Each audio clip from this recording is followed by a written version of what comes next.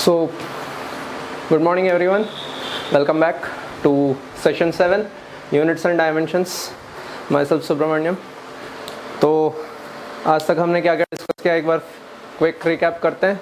तो सबसे पहला क्लास में हमने देखा फिजिकल क्वांटिटीज़ क्या होते हैं, और सेकंड क्लास में हम देखे फिजिकल क्वांटिटीज़ कितने प्रकार के होते हैं, fundamental physical quantities and derived physical quantities. तो फंडामेंटल फिजिकल क्वांटिटीज़ कितने होते हैं? 7 होते हैं और 2 सप्लीमेंट्री होते हैं, और इसको CGPM नाम का एक ऑर्गेनाइजेशन ने क्रिएट किया, और उसी ने यूनिट्स में SI यूनिट्स का स्टैंडर्ड भी क्रिएट किया. और कई सारे मेट्रिक सिस्टम्स होते हैं, MKS, FPS, CGS etcetera etcetera, वो भी हम देखे. और फिर हम देखे डिराइव्ड फिजिकल क्वांटिटीज़, कैसे वो derived physical quantities fundamental physical quantities पे डिपेंडेंट होते हैं. वो जो फार्मूला होता है उसको हम डायमेंशनल फार्मूला कहते हैं. और डायमेंशनल फार्मूला के फिर यूजेस देखे, यूज़ 1, यूज़ 2, यूज़ 3. पहला यूज़ क्या था?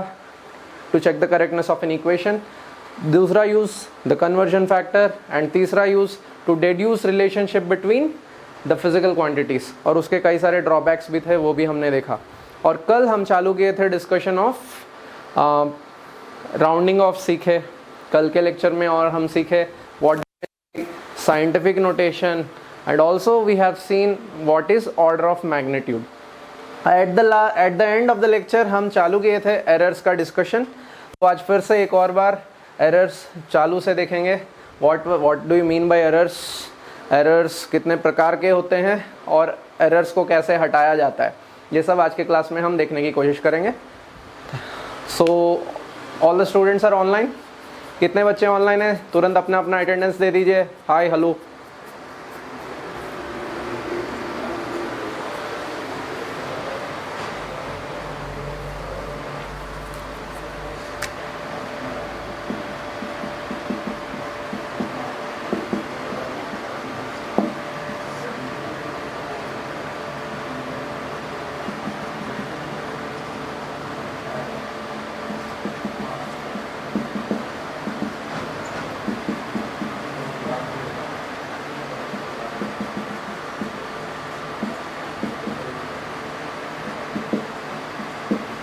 So today we'll try to complete at least 2 out of these 3 errors, significant figures and error calculation. तो error calculations से पहले मैं significant figures पढ़ाना चाहता हूँ, क्योंकि error calculation में significant figures ज़रूरी होते हैं. So जैसे कल हम डिस्कस कर रहे थे, errors are uncertainties in our measurements. दुनिया में किसी भी चीज़ का कोई भी पैरामीटर हमें अगर जानना है, फिजिकल क्वांटिटी को हमें जानना है, तो हमारे पास एक ही चॉइस है, वो है मेजर करो. कोई भी इंस्ट्रूमेंट लो और उस चीज़ को मेजर करो. उसके बिना हमें कुछ नहीं पता चलेगा. सिर्फ भगवान को ही सब कुछ पता होता है. हम जैसे बद्ध जीवात्माओं को कुछ भी जानना है तो इंस्ट्रूमेंट्स का यूज़ करके मेजरमेंट करना पड़ता है. और वो मेजरमेंट करते समय उसमें कई सारे इम्परफेक्शंस होते हैं. As you all know, our senses are imperfect. Similarly, all the instruments are also imperfect. तो वो imperfections को ही हम, uncertainties को ही हम errors कहते हैं. तो errors 2 प्रकार के होते हैं. Errors are classified as systematic errors and random errors. This is a broad classification of errors. Systematic errors and random errors. मैं जो भी theory पढ़ा रहा हूँ, this is directly from NCERT. आपको ये theory line by line NCERT से पढ़ने को मिलेगा. मैंने आपको होमवर्क भी दिया था पढ़ने का, पता नहीं कितने बच्चों ने पढ़ा है. अगर पढ़े हैं तो आज का क्लास आपको बहुत अच्छे से समझ में आएगा. तो सिस्टमैटिक एरर्स वो एरर्स होते हैं जो काफ़ी सिस्टमैटिकली रीआइटरेट होते हैं, आइटरेट होते रहते हैं. सिस्टमैटिकली मतलब हर बार वही same amount of errors, same sign error बार बार रिपीट होता है. यानी जैसे मैं कल आपको एग्जाम्पल दिया था, अगर पेट्रोल का इंडिकेटर अगर 0 से नीचे दिखाता है जब पेट्रोल 0 है, यानी इसमें एक नेगेटिव एरर है. और हमेशा वो जो भी रीडिंग देता है वो एक्चुअल अमाउंट ऑफ पेट्रोल से कम दिखाता है. तो हमेशा ये कम ही दिखाता है. इसको कहते हैं systematic error. This is called as systematic error. Systematic error I think YouTube नहीं लाइव. सिस्टमैटिक एरर इसको कहते हैं क्योंकि ये हमेशा इसका जो साइन है वो नेगेटिव ही है, पॉजिटिव कभी नहीं हो सकता. तो you can define systematic errors as always, such errors always occur with same sign, always occur with same sign। अगर नेगेटिव एरर है तो हमेशा जितना बार एक्सपेरिमेंट परफॉर्म करो उतने बार वो नेगेटिव ही होता है, और अगर पॉजिटिव एरर है तो हर बार वो पॉजिटिव ही होता है। पॉजिटिव नेगेटिव ऐसे वो फ्लिकर नहीं करता है, हमेशा एक ही साइड होता है। ऐसे एरर्स को सिस्टमैटिक एरर्स कहते हैं। And random errors, as the name suggest, it occurs randomly, it occurs randomly both in sign and size, sign and size, whereas it always occurs with same sign and size.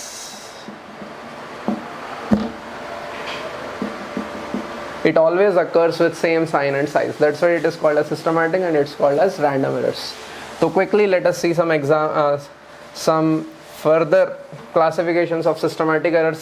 Systematic errors generally are instrumental errors.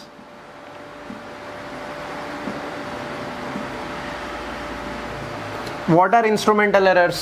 Instrumental errors वो errors हैं जो instrument के वजह से होते हैं, हमारे वजह से नहीं, या एक्सपेरिमेंट परफॉर्मेंस की वजह से नहीं, या ना ही एनवायरनमेंट की वजह से। इंस्ट्रूमेंट के वजह से जो एरर्स होते हैं उनको इंस्ट्रूमेंटल एरर्स कहते हैं। And broadly classifying instrumental errors, the basic instrumental errors which occur are calibration errors,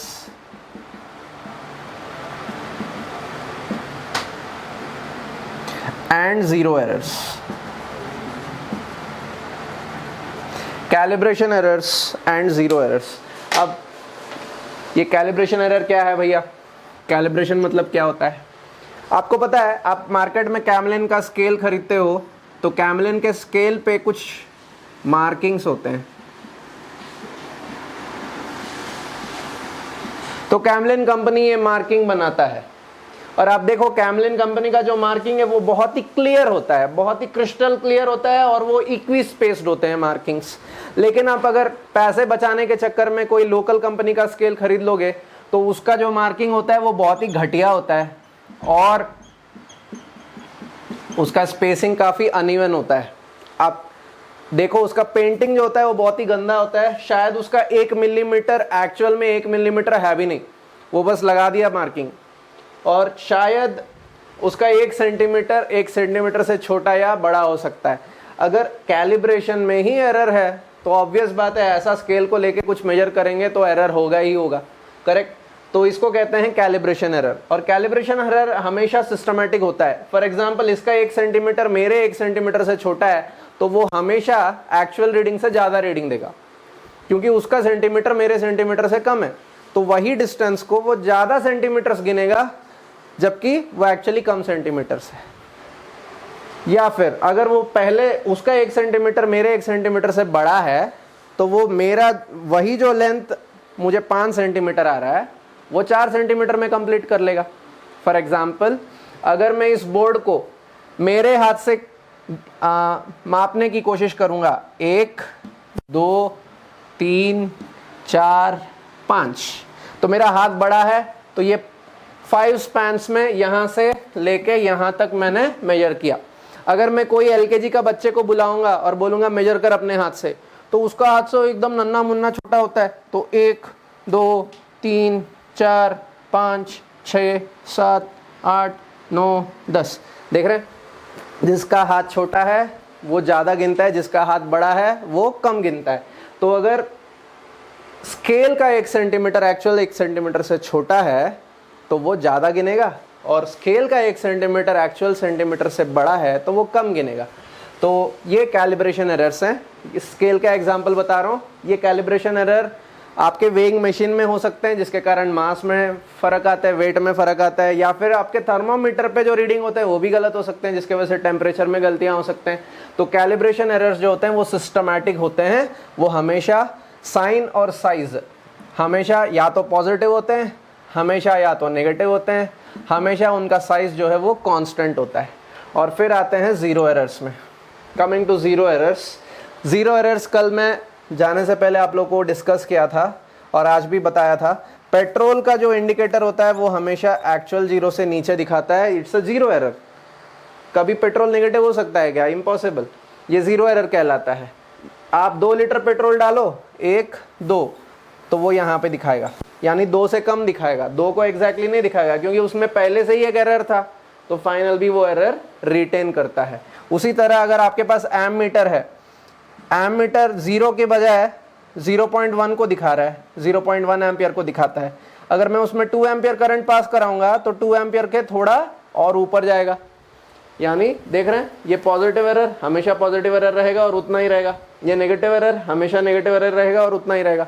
so this is called as zero error, and zero error is same in sign and same in size always, that's why it is coming under the category of systematic errors.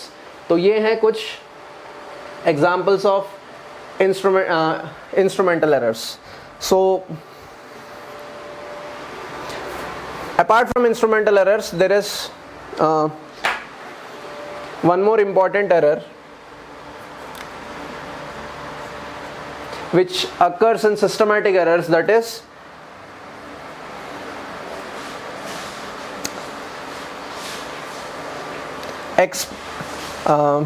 experimental techniques.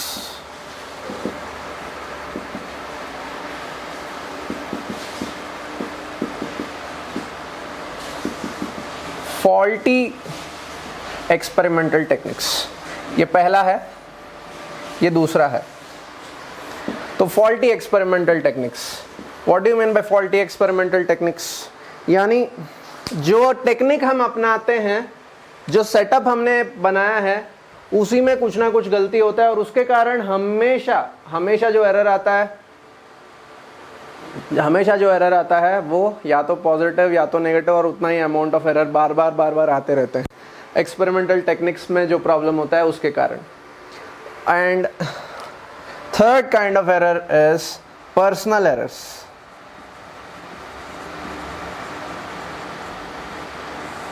Personal errors क्या होते हैं? Systematic personal errors.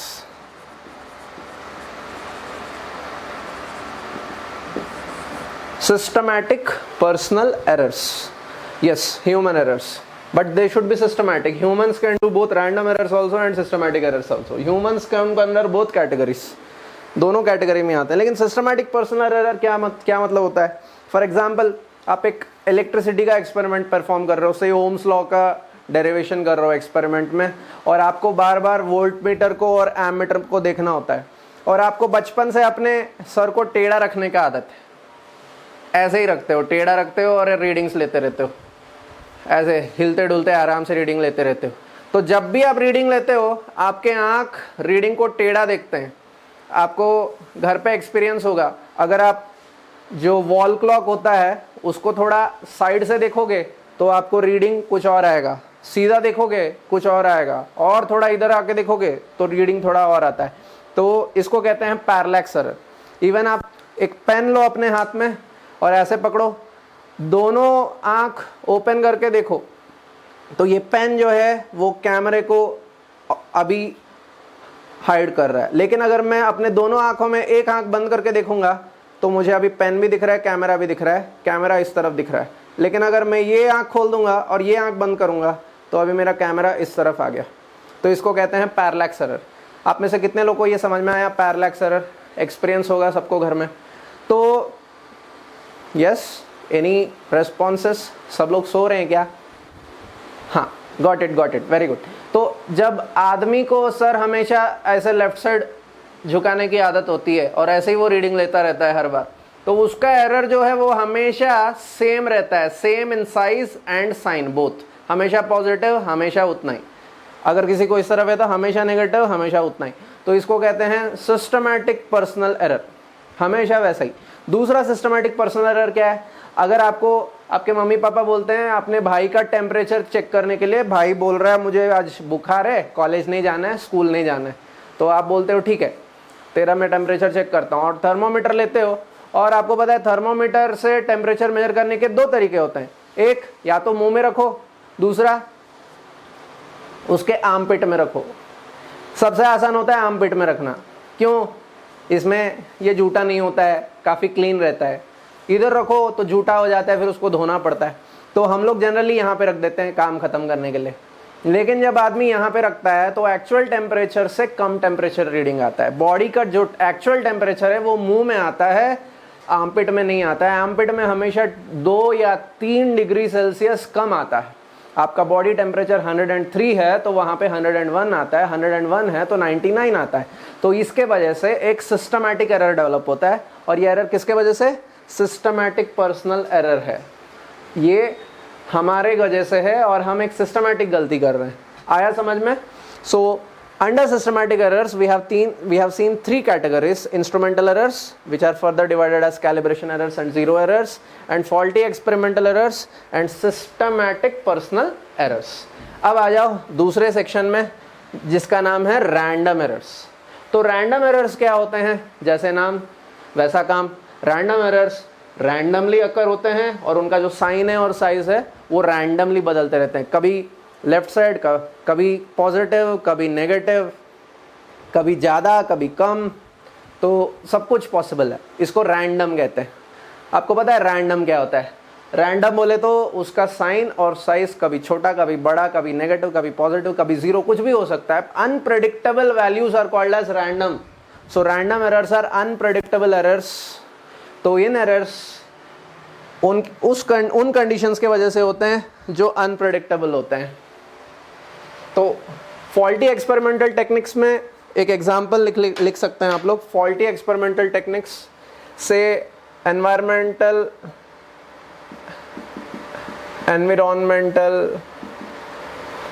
changes like temperature increase, wind velocity, etc. Temperature increase, wind velocity, etc.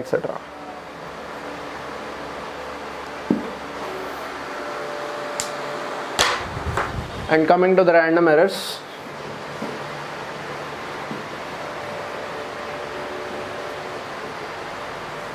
तो random errors के examples, generally random errors किसके वजह से होते हैं? Unpredictable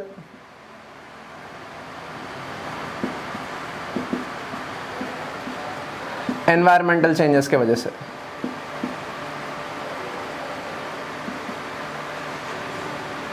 for example voltage fluctuations,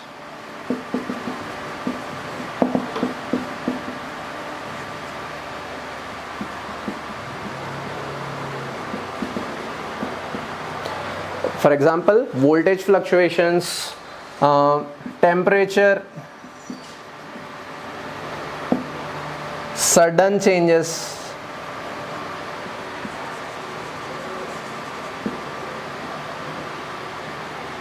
mechanical vibrations,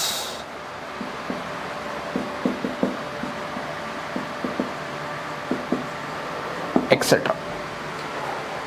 voltage fluctuations, suppose आप Ohm's law experiment कर रहे हो और ओम्स लॉ में आइडियली पोटेंशियल डिफरेंस और करंट का ग्राफ प्लॉट करोगे तो आपको स्ट्रेट लाइन आना चाहिए, लेकिन वोल्टेज फ्लक्चुएशन होगा तो ग्राफ टेढ़ा मेढ़ा आएगा।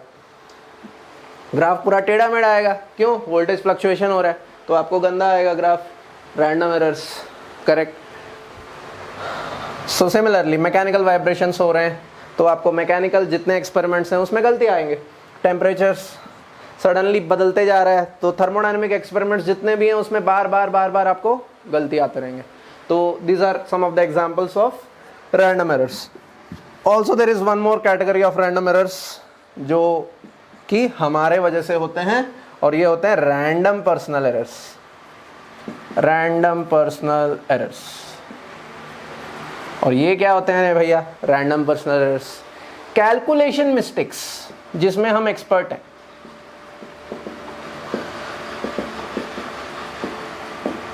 सपोज हम लोग को कैलकुलेशन करने के लिए बोला गया और कई बार हम 2/5 = 2.5 लिखते हैं और sin x by x = sin लिखते हैं, x + 1/x = x काट के 1 लिखते हैं।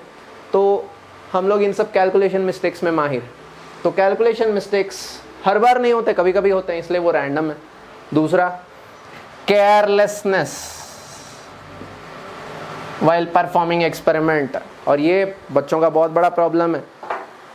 फॉर एग्जाम्पल आपको पेंडुलम का एक्सपेरिमेंट करने को बताया गया, आप सबको पता है पेंडुलम का एक्सपेरिमेंट में सबसे इंपॉर्टेंट होता है टाइम पीरियड कैलकुलेट करना। उसके लिए हम स्टॉप वॉच यूज़ करते हैं, वो यूज़ अ स्टॉप वॉच, और पेंडुलम को हम ऑसिलेट होने देते हैं। ऐसा नहीं कि एक बार ऑसिलेट किया और हम टक करके अपने स्टॉप वॉच को रोक दिए, नहीं, we at least allow the pendulum to oscillate for 20 times, 1 2 3 4, और हम यहाँ पे स्टॉप वॉच चालू करते हैं। जैसे ही चालू किया स्टॉप वॉच चालू, टक टक टक टक टक टक टक, स्टॉप वॉच चल रहा है, और हम लोग गिनते रहेंगे 1 2 3 4 5। इतने में आपका दोस्त आया और आपका बाल खींचा, नहीं तो आपका टांग खींचा, ए चुप रहे, इतने में इधर 2-3 ऑसिलेशन हो जाते हैं।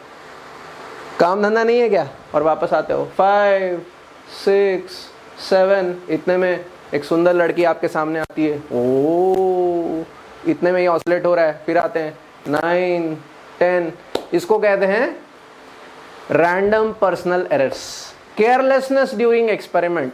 और आप 20 की जगह 25 गिन देते हैं, या 25 ऑसिलेशंस में आप सिर्फ 20 गिन पाते हैं, और इसके वजह से फाइनल आपका जो भी कैलकुलेशन होता है उसमें एरर्स आते हैं।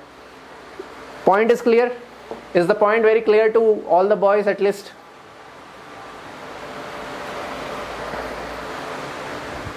यस, दिनकर सबसे पहले समझ गया, लगता है इसको ये प्रॉब्लम बहुत है केयरलेसनेस का। तो calculation mistakes and carelessness, random personal errors and unpredictable environment changes. So systematic errors and random errors. Apart from systematic and random errors, एक और प्रकार के एरर हैं, जिसको हम रैंडम एरर के कैटेगरी में डाल सकते हैं, नहीं भी डाल सकते हैं, और इस पर्टिकुलर कैटेगरी का नाम है, the name of this particular category is least count errors. What do you mean by least count error? सबसे पहले कल मैं जब एक्सप्लेन किया था एरर्स का डेफिनेशन, और आपको मैंने एक एग्जांपल दिया था, मैं एग्जांपल लीस्ट काउंट एरर का ही दिया था। I have given you the example of least count error. किसी को याद है मैं क्या एग्जाम्पल दिया था कल? सबसे पहला एरर्स का डिस्कशन में सबसे पहला एग्जाम्पल मैं आपको दिया था कुछ चीज का, हाँ वेरी गुड, स्केल का एग्जाम्पल दिया था। To measure this marker size, marker का साइज मेजर करने के लिए मैं सबसे पहला एग्जाम्पल दिया था। जैसे आपको मैंने बताया था कल, इसका एक्चुअल लेंथ किसको पता है? मुझे पता है कि चिन्मय को पता है कि आर्यन को पता है। किसको पता है इसका एक्चुअल लेंथ? सिर्फ भगवान को पता है, वेरी गुड। और हम लोग को अगर इसका लेंथ जानना है तो हमें स्केल यूज करना पड़ेगा, नहीं तो कुछ तो एक इंस्ट्रूमेंट यूज करना पड़ेगा लेंथ मेजर करने के लिए, और उसमें एक बहुत बड़ा प्रॉब्लम है। एक्चुअल साइज से 7.32456789 सेंटीमीटर्स है, लेकिन जब हम स्केल के साथ मेजर करते हैं तो 7.3 सेंटीमीटर ही आता है हमको। तो हो गया ना एरर। एरर कितना है? ये बाकी का पूरा पार्ट जो भी है वो एरर है, और वो एरर किसके वजह से आया? लीस्ट काउंट प्रॉब्लम के वजह से आया। तो लीस्ट काउंट एरर को घटाने के लिए क्या करना होता है? You have to use a better least count वाला इंस्ट्रूमेंट। आप अपने इंस्ट्रूमेंट को बेटर करो, उसका लीस्ट काउंट और अच्छा इंस्ट्रूमेंट को चूज करो, तो आपका लीस्ट काउंट एरर घटने में चांसेस ज़्यादा हैं। सिस्टमैटिक एरर्स को कैसे घटाए जाते हैं? सबसे पहला इंस्ट्रूमेंटल एरर्स घटाने के लिए अच्छा इंस्ट्रूमेंट खरीदो भैया। कॉलिब्रेशन एरर तभी हटते हैं जब आप एक स्टैंडर्ड इंस्ट्रूमेंट खरीदते हैं। ISI मार्क वाला इंस्ट्रूमेंट को ही खरीदें, कोई भी दुकान में सस्ते में मिलता है तो ना खरीदें। फिर जीरो एरर्स को कैसे हटाया जाता है? जीरो एरर्स को हटाना मुश्किल ही नहीं, नामुमकिन है। अगर आपका इंस्ट्रूमेंट अच्छा है, जीरो एरर नहीं है तो आपका नसीब अच्छा है, लेकिन जीरो एरर है तो हम इंस्ट्रूमेंट खोलने की कोशिश बिल्कुल ना करें, इंस्ट्रूमेंट खराब हो सकता है। इसलिए जीरो एरर को हटाने के लिए हम लोग एक काम करते हैं, उस काम को हम कहते हैं जीरो करेक्शन। जीरो एरर हटाना सबसे आसान होता है, क्योंकि ये एरर आंखों को दिखता है, वेरी क्लियरली दिखता है। हमेशा ये जीरो एरर हमको दिखता है, इसलिए जीरो करेक्शन करना आसान है। फॉर एग्जाम्पल, आपका एमीटर हमेशा 0 एम्पियर से एक डिवीजन ऊपर है, तो फाइनल आंसर से एक डिवीजन निकाल दो तो आंसर आ गया ना। तो जीरो करेक्शन कहते हैं इस काम को। तो जीरो एरर हटाने के लिए जीरो करेक्शन करते हैं। आप 11th-12th में जो भी एक्सपेरिमेंट्स करोगे आपको जीरो करेक्शन के साथ ही आंसर को प्रेजेंट करना होता है। आप अगर जीरो करेक्शन नहीं किए तो आपके मार्क्स काट दिए जाएंगे। 10वीं तक आपने जो भी एक्सपेरिमेंट्स किए आप शायद ये काम नहीं करते थे क्योंकि आप बच्चे थे, लेकिन अभी आप बड़े हो गए हो, आपको एरर्स को हैंडल करना आ गया है, तो अभी आपको एरर्स को दिखाना पड़ता है। फॉल्टी एक्सपेरिमेंटल टेक्निक्स को कैसे हटाया जाता है और सिस्टमैटिक पर्सनल एरर्स को कैसे हटाया जाता है? By creating awareness among people. लोगों को अवेयरनेस क्रिएट करो, एक्सपेरिमेंट का सही तरीका क्या है, कैसे किया जाए। ये तरीका अगर हम लोगों को सिखाएंगे, अवेयरनेस क्रिएट करेंगे, तो ऑटोमेटिकली फॉल्टी एक्सपेरिमेंटल टेक्निक्स और सिस्टमैटिक पर्सनल एरर्स घट जाएंगे। और फिर आते हैं रैंडम एरर्स में। तो सिस्टमैटिक एरर्स को हम इस प्रकार से घटा सकते हैं।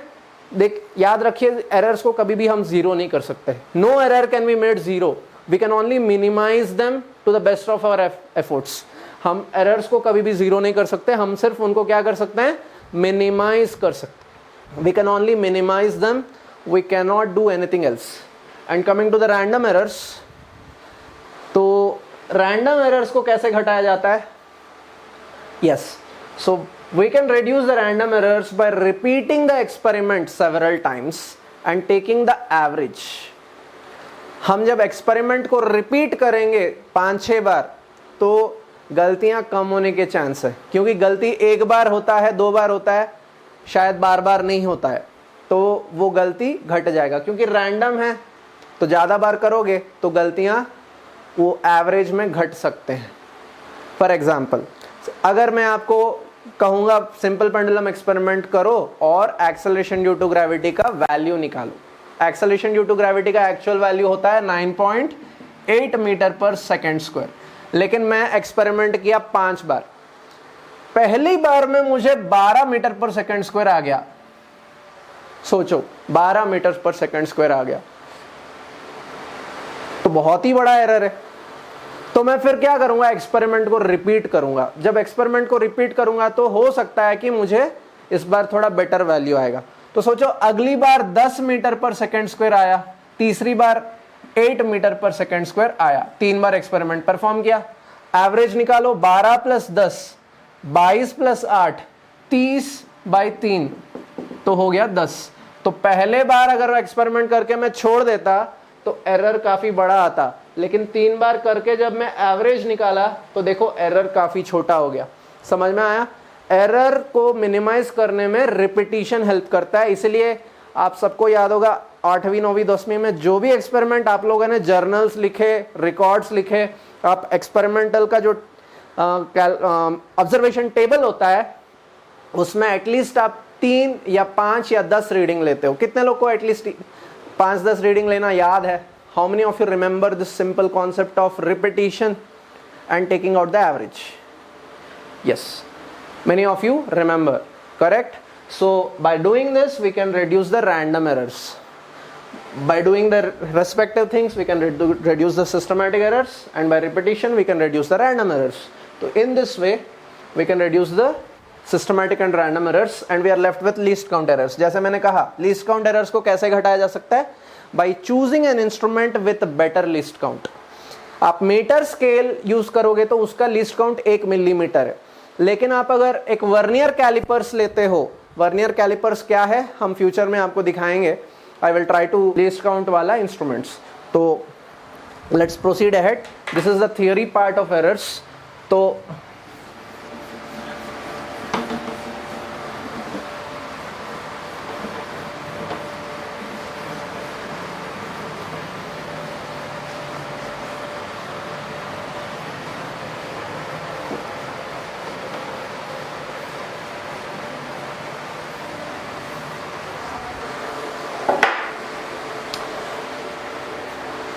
एरर कैलकुलेशंस हम थोड़ा पॉज करेंगे, पहले हम देखेंगे सिग्निफिकेंट फिगर्स। तो सिग्निफिकेंट फिगर्स चालू करने से पहले हमें 2 शब्द समझने होंगे।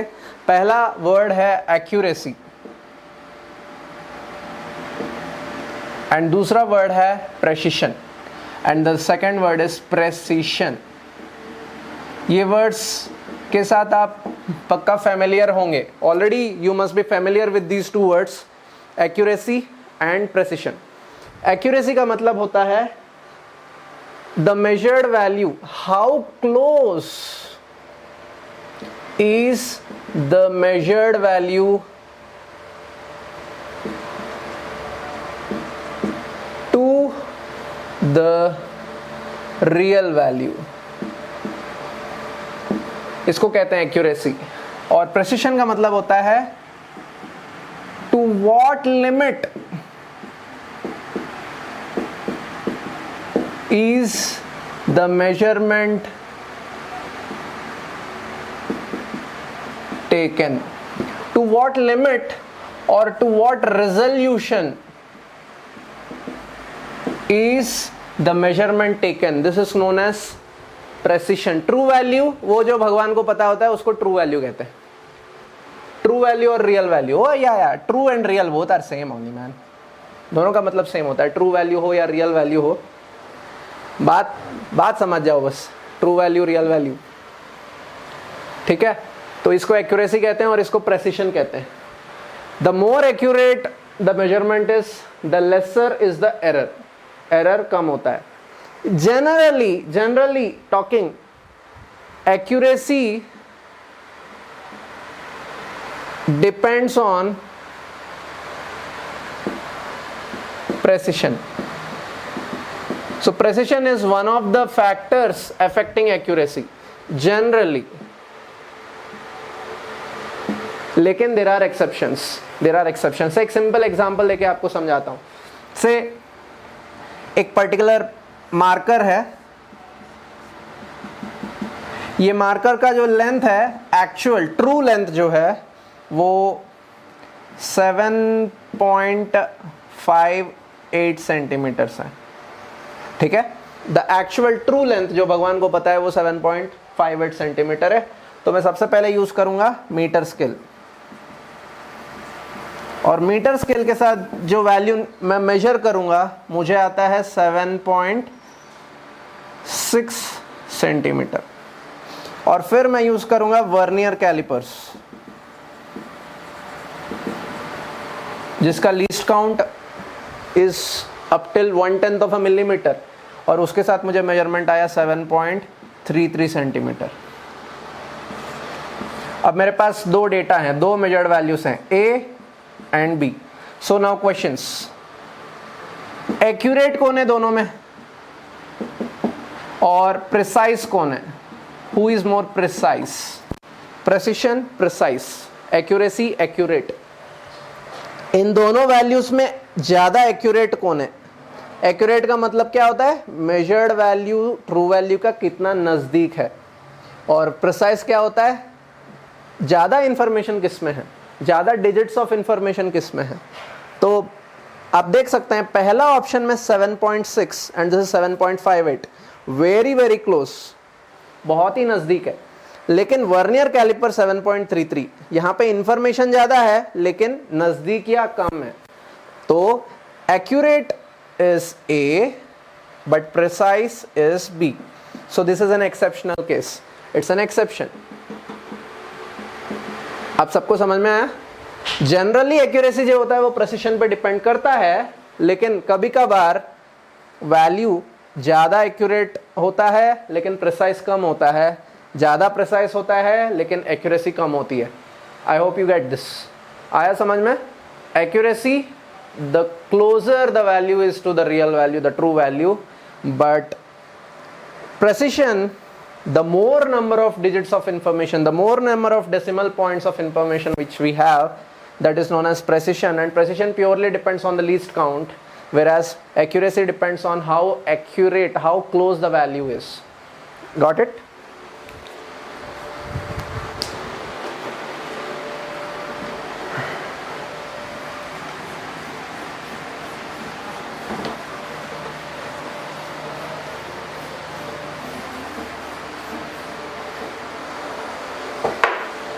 Significant figures.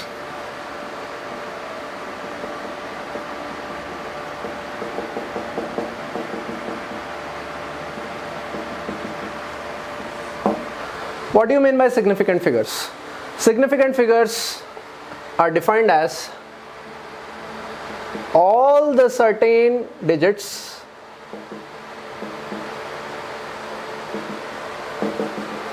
plus the first uncertain digit. This is known as the number of significant figures. All the certain digits plus the first uncertain digit. यानी क्या?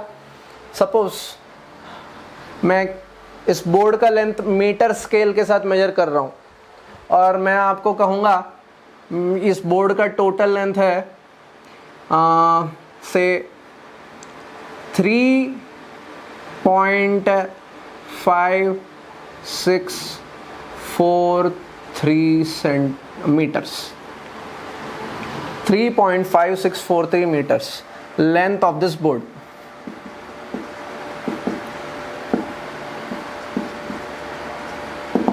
If I say the length of this board is 3.5643 meters, आप में से कितने लोग मानेंगे इस data के साथ? How many of you are completely satisfied with it? नहीं, मैं रिपीट नहीं कर सकता, एक्सपेरिमेंट को एक ही बार किया।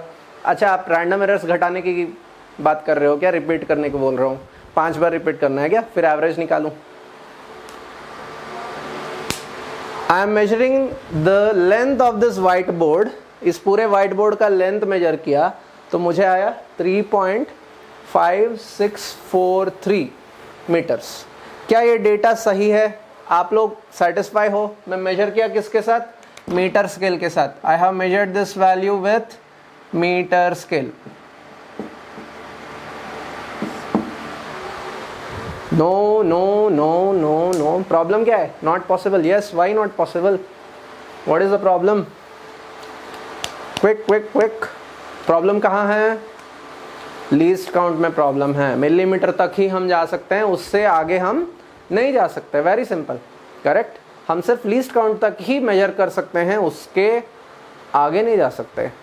सो मीटर स्केल का लीस्ट काउंट होता है 1 millimetre, 3 metres, 5 centimetres and 6 millimetres, that's it. इसके बाद जो भी डाटा है वो नॉनसेंस है, उसका कोई मतलब नहीं है। तो ये डिजिट के बारे में मैं कंप्लीटली सर्टेन हूँ, पूरा कॉन्फिडेंट के साथ बोल रहा हूँ। 5 पूरा कॉन्फिडेंस है, लेकिन 6 में कन्फ्यूजन है, क्योंकि गलतियाँ लास्ट डिजिट में ही होते हैं। गलतियाँ जो होते हैं वो लास्ट, अगर मिलीमीटर उसका लीस्ट काउंट है तो लीस्ट काउंट में ही गलतियाँ होते हैं, उसके आगे में बहुत ही कम चांसेस होते हैं गलती होने के। Correct? Am I right? Are you getting? थोड़ी कोई यहाँ पे मिस्टेक करेगा, 3 मीटर की जगह 2 मीटर लिखेगा। पागल होगा जो आदमी 3 मीटर को 2 मीटर लिखेगा और 5 सेंटीमीटर को 4 सेंटीमीटर लिखेगा। उसको मतलब मेजर करना ही नहीं आता है, वो गलती कर रहा है। मेजरमेंट में गलती यहाँ पे जनरली होते हैं, मेजरमेंट्स में गलती यहाँ पे होता है। सो this is the first uncertain digit.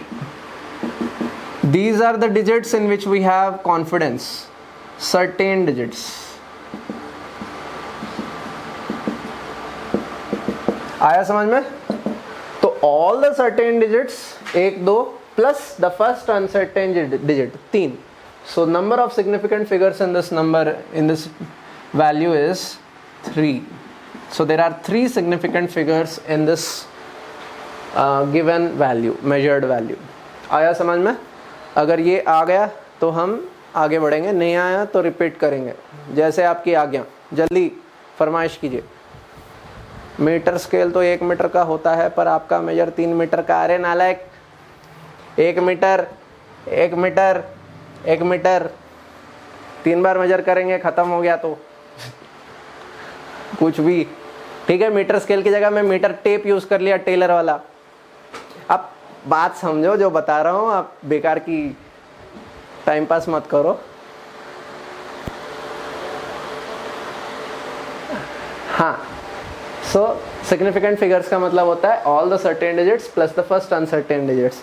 वो सारे डिजिट्स जिसमें मुझे पूरा कॉन्फिडेंस है और पहला डिजिट जिसमें मुझे थोड़ा सा डाउट है, और बाकी डिजिट्स को निकाल दो। बाकी डिजिट्स आर इनसिग्निफिकेंट डिजिट्स, हटा दो उनको। तो ये इस वाइट बोर्ड का मैं एक मीटर टेप, टेलर वाला टेप होता है ना, वो वाला यूज़ करके, जिसका लीस्ट काउंट 1 मिलीमीटर है, मैं इसका लेंथ मेजर किया और मैं आपको बताया कि मुझे आंसर आया 3.5643 मीटर्स। तो मैं पूछा क्या ये सही है, तो मैक्सिमम लोग बोले गलत गलत गलत गलत। क्यों गलत बोले? क्योंकि मैं जितना मैं देख सकता हूँ आंखों के साथ उससे ज़्यादा बात कर रहा हूँ। आई एम फेकिंग, मैं फेंक रहा हूँ। I am trying to make a fool out of you. मुझे जितना डाटा दिख रहा है उससे ज़्यादा डेटा मैं आप लोगों के साथ शेयर कर रहा हूँ। इसको बोलते हैं एग्जैजरेशन। कई बार बच्चे लोग को आदत होती है, वो एक मरी हुई सांप को देख लेते हैं और उसको एक डंडे से हिलाते हैं और अगले दिन क्लास में जाके बच्चों को बोलते हैं, पता है कल मैंने सांप को मारा, एक सांप मेरे सामने उसू उसू कर रहा था, उसने डंडे से ठक ठक ठोका और मर गया। तो इसको बोलते हैं एग्जैजरेशन। आया समझ में? तो बच्चों को जनरली एग्जैजरेशन करने के बहुत शौक होती है। लड़का को लड़की बस एक बार देखती है और आगे पूछती है कल का नोट्स लिखा क्या, और लड़का जाके अपने दोस्तों को बताया, पता है वो लड़की मुझ में इंटरेस्ट दिखा रही है, she is very interested in me. तो इसको बोलते हैं एग्जैजरेशन। इसको मैं रिपीट नहीं करूँगा, ऐसी बातों को रिपीट करूँगा तो प्रॉब्लम हो जाएगा। तो हम, आया ना समझ में? Chinmay Kulkarni,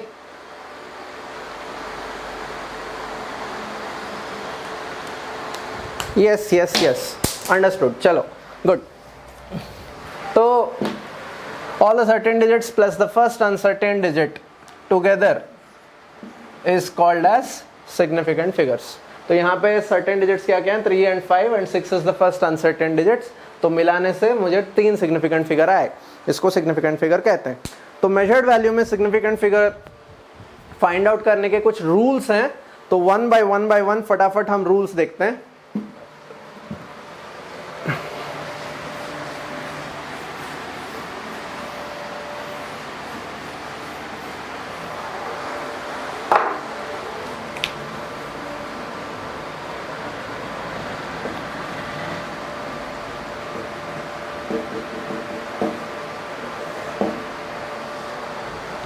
Rules to count significant figures. Rule number 1. पहला rule. Yes, the first rule is all non-zero digits are significant. All the non-zero digits are significant.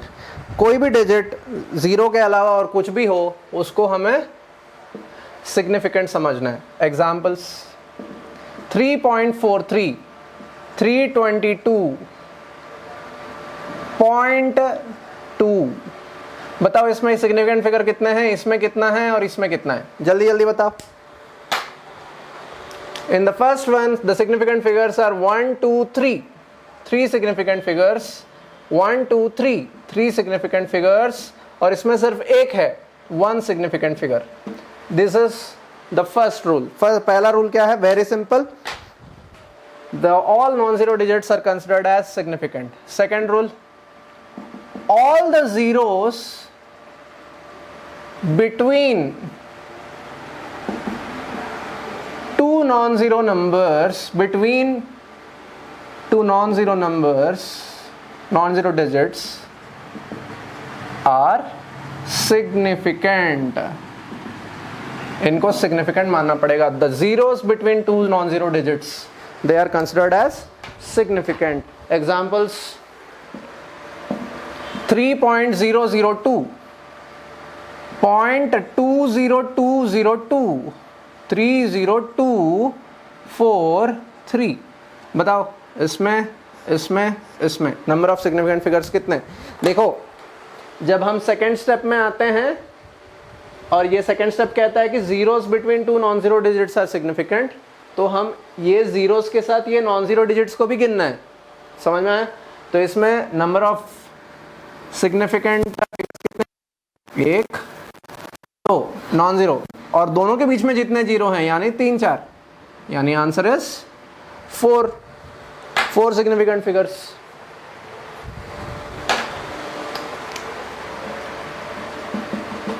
और ये देखो 1 2 3 और उनके बीच में जो जीरो हैं 1 2 3 4 5, यानी 5 सिग्निफिकेंट फिगर्स। और ये देखो 1 2 3 4 5 यानी 5 significant figure. 455 answer. Many of you got very very good, यानी आप लोग पढ़ाई कर रहे हो। Moving to the next rule is, अगला रूल जो है वो क्या है, ऑल द zeros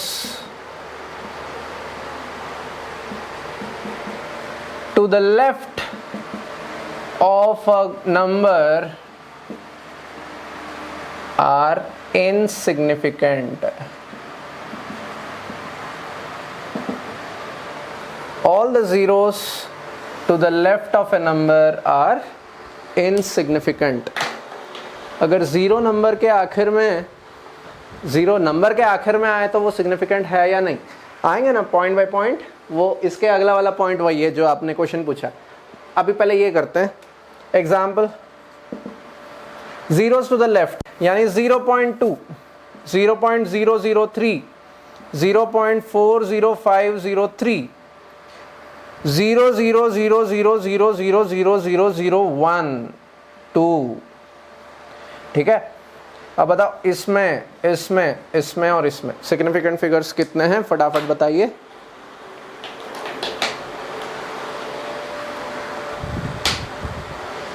पहले वाले में इस जीरो को कंसिडर करना है क्या, नहीं करना है, करेक्ट।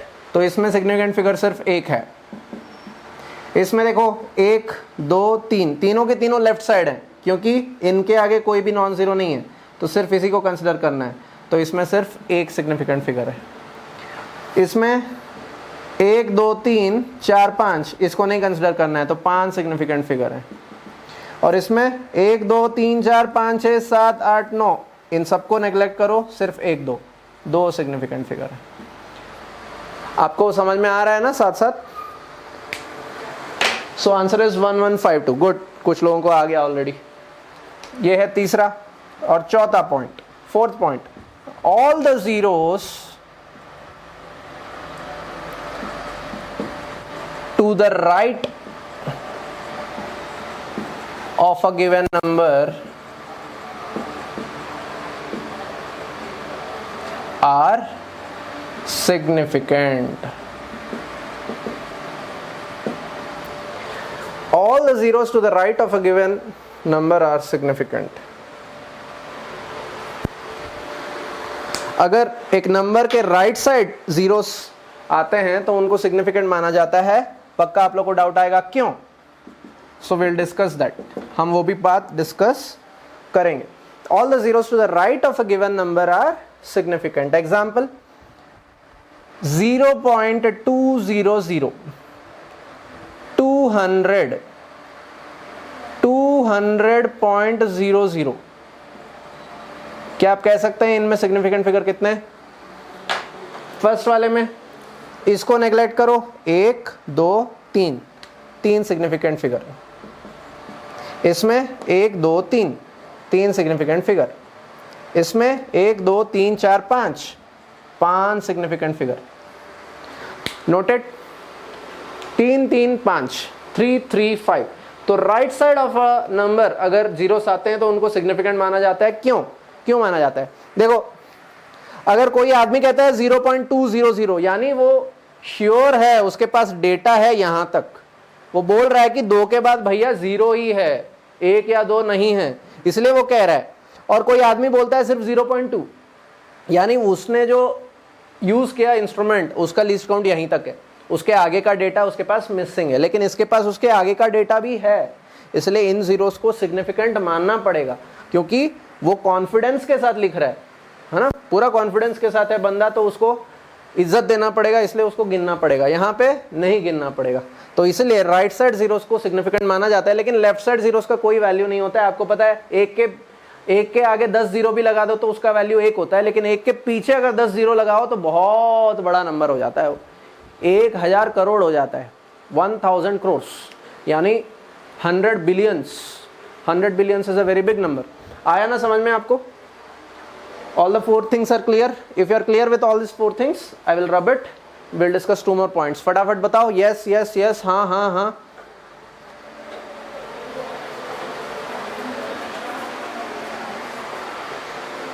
चलो, सबको समझ में आ गया. Thank you. आगे बढ़ते हैं.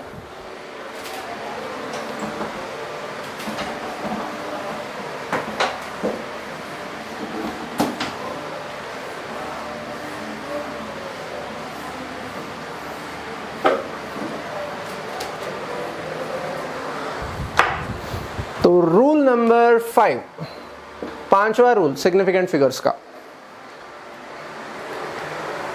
The 5th rule of significant figures is, in a scientific notation,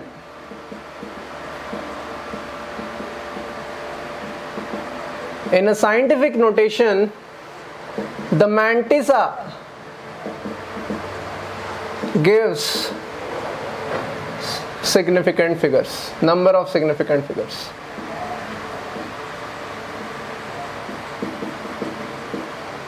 In a scientific notation, the mantissa alone gives the significant figures.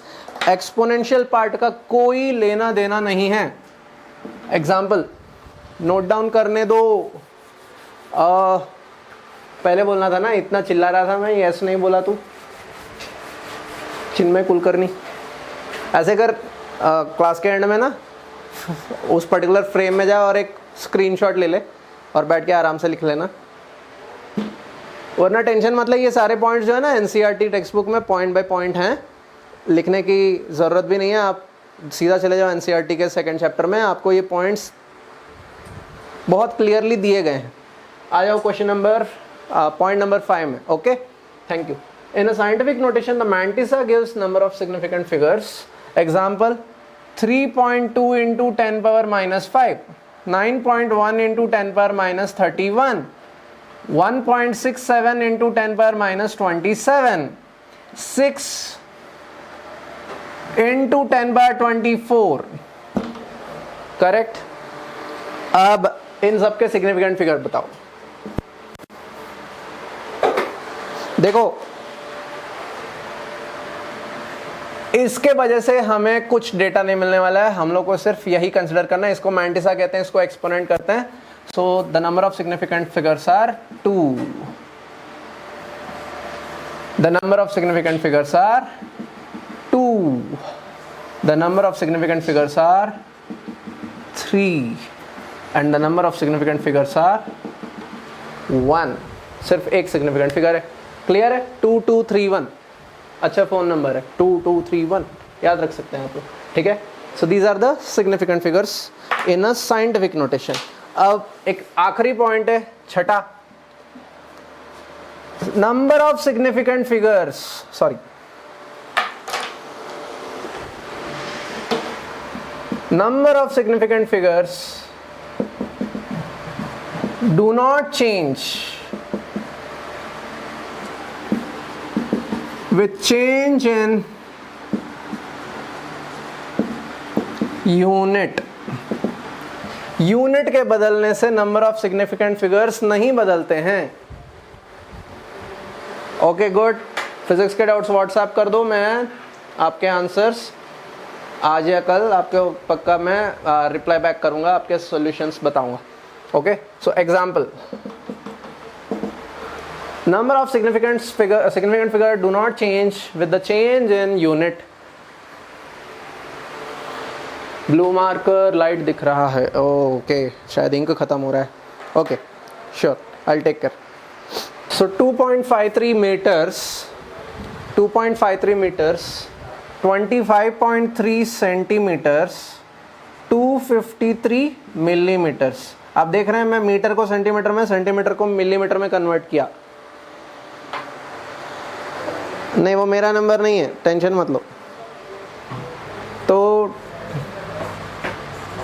2.53 में कितने सिग्निफिकेंट फिगर हैं? देखो, 3 सिग्निफिकेंट फिगर्स. 1 2 3 कितने सिग्निफिकेंट फिगर हैं? 3 सिग्निफिकेंट फिगर है. 1 2 3 सिग्निफिकेंट फिगर. ठीक है.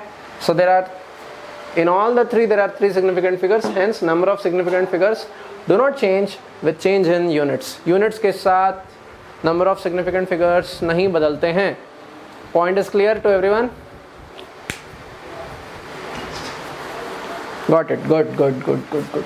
So this is what are the rules of counting significant figures. Total 6 rule हैं सिग्निफिकेंट फिगर्स काउंट करने के लिए. तो ये 6 रूल्स आपको याद करने होंगे जब सिग्निफिकेंट फिगर्स काउंट करने के क्वेश्चंस आते हैं. तो ऐसे कई सारे क्वेश्चंस हैं जिसमें सिग्निफिकेंट फिगर्स काउंट करने का ज़रूरत होता है. इवन हम एरर कैलकुलेशन में भी सिग्निफिकेंट फिगर्स को ध्यान में रखते हुए एरर्स को कैलकुलेट करना है, इसलिए मैं पहले सिग्निफिकेंट फिगर्स पढ़ाया. तो we are left with only 3 minutes. If you have any questions, please ask. I'll stop here for today. हाँ, एक बहुत इम्पॉर्टेंट इन्फॉर्मेशन है. आप हमारा विद्या सरिता ब्रिज कोर्स 2020, ये है हमारा विद्या सरिता ब्रिज कोर्स 2020 यूट्यूब चैनल. आप हमारे वीडियोस पे जाइए, लाइक कीजिए, सब्सक्राइब कीजिए. आप सब्सक्राइब कर लिए तो आपके पापा मम्मी से भी सब्सक्राइब करवाइए, आपके भाई बहन से भी सब्सक्राइब करवाइए, आपके दादा दादी नाना नानी चाचा चाची मामा मामी आपके घर के जितने हैं सबसे सब्सक्राइब कीजिए. आज के आज हमें यूट्यूब चैनल के 500 सब्सक्रिप्शंस चाहिए, तो इसमें आपका योगदान चाहिए हमको. कैसे ना कैसे आप इसको 500 पहुँचाइए. आप और क्या क्या कर सकते हैं, हमारे इस YouTube चैनल पे जाइए, वीडियो पे क्लिक कीजिए और वीडियो को शेयर कीजिए अपने फेसबुक पेज पे, इंस्टा पे, सब पे आपको पोस्ट करना है और अपने अपने दोस्तों को बोलिए देखने के लिए. आपके पूरे क्लासमेट्स जितने हैं सबको दिखाइए हमारे ये वीडियोस YouTube के ब्रिज कोर्स के. अगर उनको पसंद आएगा तो आप सबके सब आ सकते हैं हमारे क्लासेस अटेंड करने के लिए फ्यूचर में. बिल्कुल इस बात में आप कंजूसी मत कीजिए अपने दोस्तों को दिखाने के लिए. देखिए, नॉलेज जो होता है वो शेयर करने से और बढ़ता है. सो इसमें कोई प्रकार का जेलसी फील नहीं होना चाहिए, कोई प्रकार की एनवी नहीं होना चाहिए. You should be happy sharing the knowledge to others. If you are getting something good then you should definitely canvas it to others. दूसरों को बताना चाहिए. और हमारे पास ज़्यादा पैसा नहीं है, हम बहुत गरीब लोग हैं, आप ही के बलबूते पे जीते हैं, तो आप हम लोग को ज़रूर मदद कीजिए हमारा ये एडवर्टाइजमेंट में, पब्लिसिटी में, ताकि हम ज़्यादा से ज़्यादा लोगों तक पहुँचे और ज़्यादा से ज़्यादा लोगों को बेनिफिट हो हमारे इन वीडियोस का. और साथ में हमारे साथ बहुत सारे बच्चे ये साल रजिस्टर करें, एडमिट हो हमारे एकेडमी में और पढ़ाई करें हमारे साथ. तो thank you for your patient hearing. Hare Krishna.